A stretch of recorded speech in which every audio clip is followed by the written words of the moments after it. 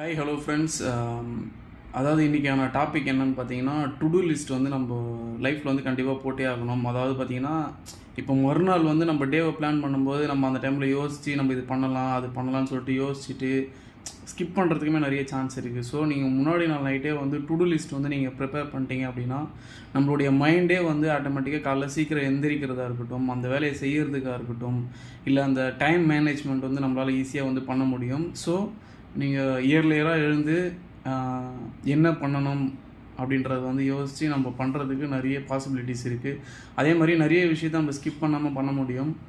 அதனால் நீங்கள் to do list வந்து போடுறதுன்றது ரொம்பவே மஸ்ட்டு.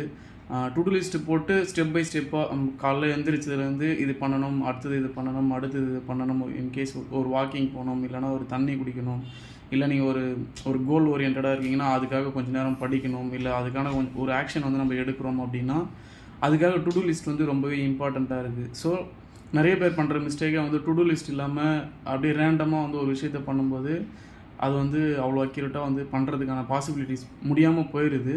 ஸோ அதனால் டு டூ லிஸ்ட் வந்து ரொம்பவே மஸ்ட்டாக இருக்குது. ஸோ நீங்கள் அதை பண்ணிவிட்டு நீங்கள் அந்த ஒர்க்கை நீங்கள் பண்ண ஆரம்பிச்சிங்க அப்படின்னா அன்றைக்கி டேவே வந்து ரொம்ப சூப்பராக போக ஆரம்பிக்கும்.